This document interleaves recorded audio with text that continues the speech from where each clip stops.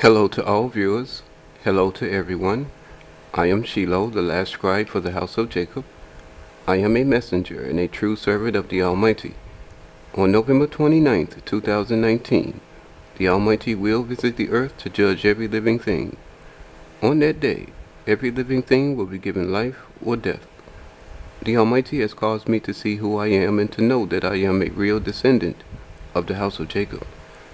This video is part 14 of a series of videos titled The Book of Genesis Unsealed and Untold. And these series of videos cover everything in the book of Genesis from chapter 1 to chapter 50, with all the confusion removed, with all the allegories removed. In these series of videos you will hear the truth according to the Almighty, according to what the Almighty commanded the house of Jacob to keep recorded. Part 13 ended with Esau taking an oath that gave his birthright as a firstborn son over to Jacob. Now let's begin video number 14, where I left off. Esau did eat and drink, then rose up and went his way to live and die according to his own manner. Because of this, Esau regarded his right of being the firstborn son as despicable and worthless. Esau despised his birthright. Beside the first famine of hunger that was in the days of Abraham, there was a famine of hunger in the land. Then the Almighty considered and gave his attention to Isaac. As the Almighty had foreseen, he appeared to Isaac in a vision. The Almighty appeared visible before Isaac, and the Almighty spoke to him, commanding him, saying, "Do not go into Egypt, but live in the land that I tell you to live. Live and travel in this land, and I will be with you. I will bless you to be praised and adored. To you it is ordained and appointed. I will give you all the nations and countries in this land. I will give you the land to your children of your semen, to the offspring of their children, to their descendants, to the offspring of their descendants, and to their posterity. And of your posterity I will give this land to those descendants of moral quality, and to a practitioner of my righteousness. I will perform the oath that I promised your father Abraham. I will make descendants of your children multiply to become great in number, in the land of the living, to the ends of the earth. I will make the descendants of your posterity to be as numerous as the stars in heaven. All nations of the earth joined to them will be blessed. This will come to pass because your father Abraham paid attention to me. This will come to pass because he listened to me with interest and obeyed my voice. This will happen because he observed and preserved my covenant and my law." With interest, Isaac paid attention to the Almighty. He listened with interest and obeyed the Almighty, the all-supreme ruler. Isaac did not go to Egypt. Isaac went to Gerar to meet Avimelech, king of the Philistines. So Isaac lived in Gerar. The men of that place asked Isaac about his wife, and Isaac feared to tell them that she was his wife, unless, as he thought, the men of the place would kill him to take possession of his wife Rebekah. She was very beautiful and of a goodly form that is pleasant to look upon. Isaac answered them, saying, "She is my sister." When Isaac had been there a long time, Avimelech, king of the Philistines, looked out of a window and saw Isaac. Isaac was being merry, laughing, and playing with Rebekah. Avimelech called to Isaac and spoke to him, saying, "The woman is certainly your wife. Why did you tell me she is your sister?" And Isaac responded to him, saying, "I thought I would be killed for her. I thought a warlock, a magician, or a necromancer would put me to death to take her possession." Avimelech responded, asking, "What is this you have done to us? One of the people might have soon relaxed with your wife and laid down with her in sexual relations. Then you would have brought sin and guiltiness upon us." Avimelech set up orders and commanded all his people, saying, "He that touches Isaac or his wife will surely be put to death." Then Isaac sowed in that land by scattering seeds. Then in the same year he received 100-fold for every seed he scattered. He received a 100-fold blessing. The Almighty, the Creator of all things, blessed Isaac. The Almighty caused Isaac to be praised and adored. Isaac, who is of the species of Ish, was a steward of mankind. He was a servant of the Almighty. He lived and talked according to the manner of the Almighty, and he lived to die in the ways of the Almighty. Isaac grew in importance, and he did great things. The Almighty made him become powerful, and Isaac became a man of high degree. Isaac grew until he became very great, and he had possessions of flocks, possessions of herds, and a great multitude of servants. Now the Philistines became very jealous and angry. They closed their eyes at him, and they envied him. From the days of Abraham, all the water wells that Abraham's servants dug, the Philistines had filled them with earth and stopped them. Abimelech spoke to Isaac, commanding him, saying, "You go away from us, because you have greatly increased in number, because you are more powerful and much mightier than we are." So Isaac departed away from there, and he pitched his tent in the valley of Gerar, and lived there. Then Isaac dug the wells of water again, the same water wells that were dug in the days of Abraham by his servants. Isaac called the names of these wells after the names that his father called them. Isaac's servants were digging in the valley and found water for a well. Now with words, the herdmen of Gerar argued and complained against Isaac's herdmen, saying, "This water is ours." Then physically, the herdmen of Gerar did contend against the herdmen of Isaac. Therefore Isaac called the name of the well Esek, the well of contention, because the herdmen of Gerar quarreled with him. Then Isaac dug another water well, and they contended for that also. Isaac called the name of the water well Sitnah, a well of strife, because the herdmen of Gerar quarreled with him. So Isaac removed his tent from there and left away to another part of the valley. There he dug another water well, and there was no contention, no strife, no quarrel. Isaac called the name of it Rehoboth, a water well in wide places. Now Isaac spoke to himself, saying, "The Almighty has made room for us, and we will be fruitful in this land." From there Isaac went to Beer-sheba. There Abimelech responded to Isaac, saying, "We saw, and it has been revealed to us that the Almighty is certainly with you. Now I declare there be an oath between you and us, even between us and you. Let us make a covenant, a friendship, and an alliance with you. As we have not touched you, as we have done nothing to you but good, and we have sent you away in peace. Now you are blessed and adored by the Almighty. Therefore, do us no harm." So Isaac prepared a feast for them, and they did eat and drink. To get an early start, they rose up in the morning and took an oath one to another.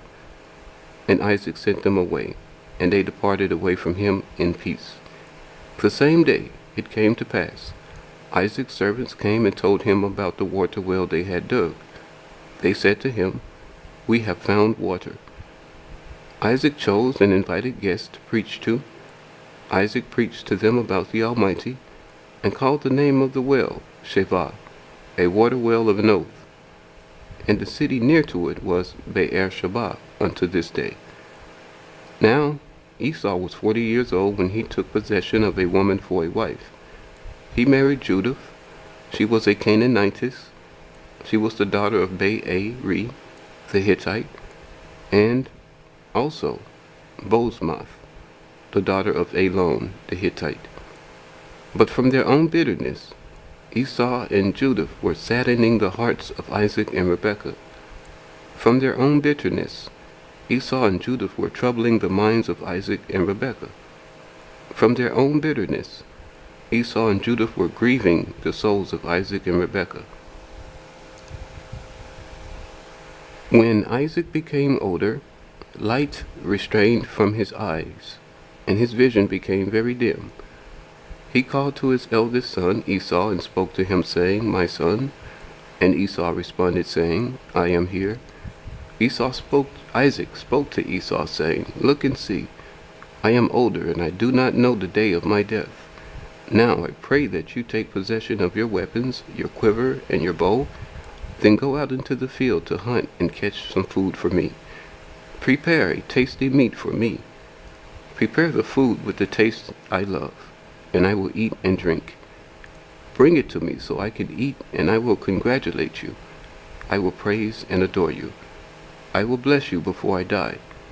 Now while Isaac was speaking to his son Esau, Isaac's wife Rebekah listened with interest. She heard and understood what Isaac was saying to Esau. Then Esau departed away and went to the field to hunt and catch some food, so he can bring it to his father. Then Rebekah spoke to her son Jacob, saying, "I listened and heard your father speaking to your brother. He told your brother to bring him some food. Your father commanded your brother to prepare a tasty meat so he can eat. Then your father will congratulate him. He will praise and adore him, and he will bless him to be before the Almighty. Now, my son, obey my voice according to what I command you to do. Go to the flock and get me 2 good kids of the goats. I will prepare them and make them to be a tasty meat for your father, just as he loves. You will bring it to your father so he can eat. Then he can congratulate you. He will praise and adore you. He will bless you to be before the Almighty before his death." Jacob responded to his mother Rebekah, saying, "My brother Esau is a rough and hairy man, but I am a smooth man. What if my father touches me? Then I will seem to him a mocker, a cheat, a deceiver. I will bring a bitter curse upon me, and not a blessing." Jacob's mother answered him, saying, "My son, your curse be upon me. Only obey my voice, and go get me 2 good kid goats from the flock." So Jacob went and got 2 good kids of the goats, and brought them to his mother. His mother made a tasty meat just as Isaac loved. From their house, Rebekah took goodly garments that belonged to her eldest son Esau, and she put them upon her younger son Jacob. She put the skin of goats upon his hands and upon his smooth neck. She put the tasty meat and the bread she prepared into the hand of Jacob. And Jacob went to his father, and spoke to him, saying, "My father?" And Isaac answered, saying, "I am here. Who are you, my son?" Jacob spoke to his father, saying, "I am Esau, your firstborn. I have done according to your command. Now arise. I pray that you sit and eat the food I caught, then you can bless me." Isaac spoke to his son, asking, "How is it that you have found it so quickly?" And Jacob responded, saying, "The Almighty led me to it." And Isaac spoke to Jacob, saying, "My son, come near. I pray you will, so I can touch you. I want to feel you, to tell whether you are my son Esau or not." So Jacob went near to his father Isaac, and Isaac felt him. Isaac spoke, saying, "The voice is Jacob's voice, but the hands are the hands of Esau." Isaac spoke to Jacob, asking, "Are you my son Esau?" Jacob responded, saying, "I am." Isaac continued speaking to Jacob, saying, "Bring the food near me, and I will eat my son's food he hunted and caught from the field. Then my soul will bless you." So Jacob brought the food near to him, and Isaac did eat. Jacob brought him wine, and Isaac did drink. Isaac spoke to Jacob, saying, "Now come near me, kiss me, my son." And Jacob came near and kissed his father Isaac. Isaac smelled the fragrance of Jacob's clothing, then blessed him. And Isaac spoke to himself, saying, "The smell of my son is as the fragrance of a field that the Almighty has blessed. Isaac did not discern, nor did he distinguish Jacob from Esau, because as Esau's hands were rough and hairy, so was Jacob's hands. Isaac congratulated Jacob. Isaac blessed him to be praised and adored. Isaac blessed Jacob, saying, "As dew from the heaven covers the vegetation, the Almighty will give you plenty and great abundance. The Almighty will give you strong men, richly prepared food, and the fertile places of the earth. The Almighty will give you plenty of corn and wine, and the people will serve you, and nations will bow down to you. You will be lord over your brethren, and your mother's son will bow down to you. Everyone that despises you, everyone that curses you, everyone that treats you with little worth, will themselves be despised, will themselves be bitterly cursed, will themselves be treated with little worth. Everyone that blesses you, everyone that congratulates and praises you, everyone that adores you, will be themselves blessed, will be themselves congratulated, will themselves be praised, will be themselves adored."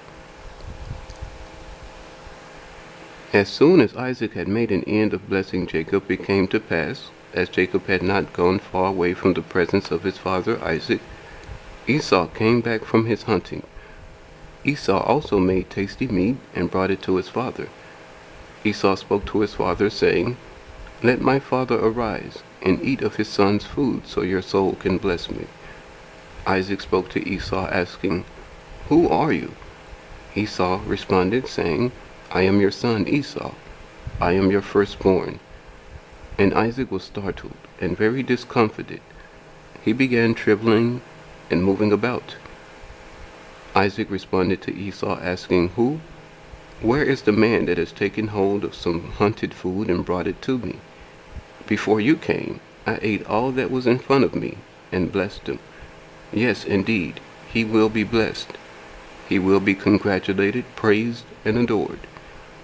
When Esau heard the words of his father, he understood, and he wept with a very great cry, and spoke to his father Isaac, saying, "Bless me also."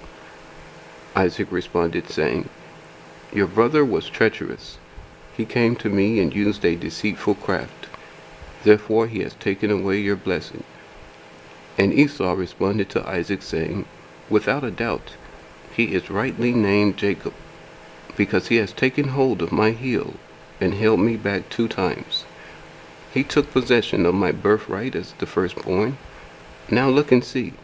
In my blessing he has replaced me with himself. So he took possession of my blessing. He has taken possession of both my blessings. Have you not reserved a blessing for me?"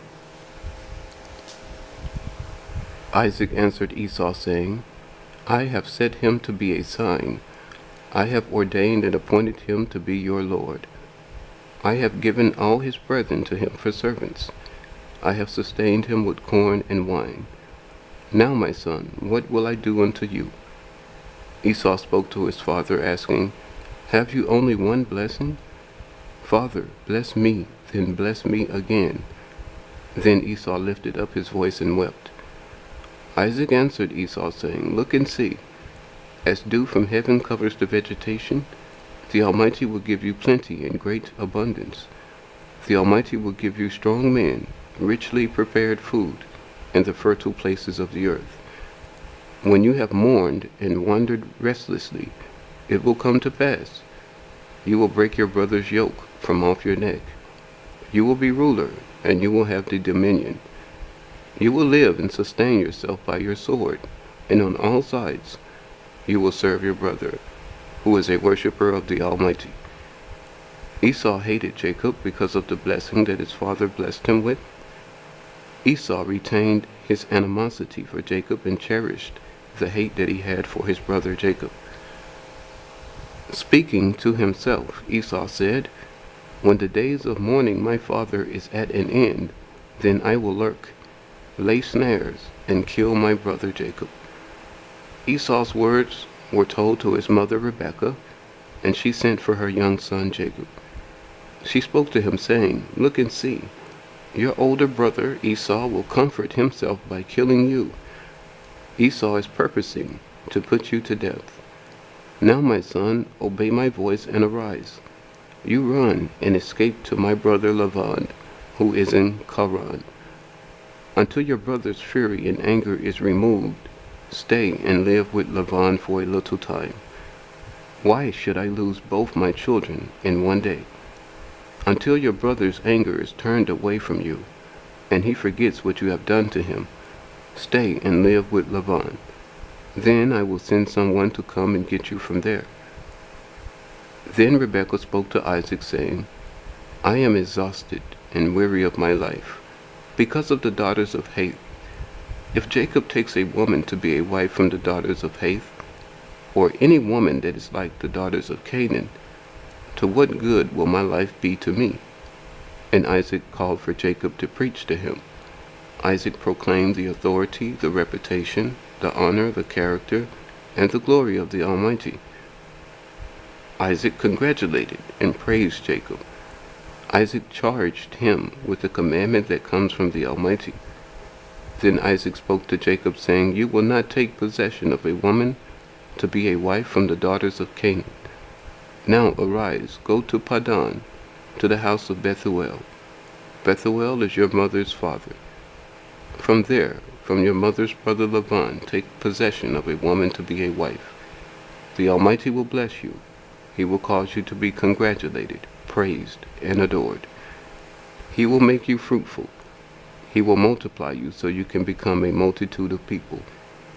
The Almighty will give you the blessing of your grandfather Abraham, and to your children, and to your children's offspring, and to their offspring's descendants, to your posterity, and of your posterity, to descendants of moral quality, and of them to a practitioner of the Almighty's righteousness.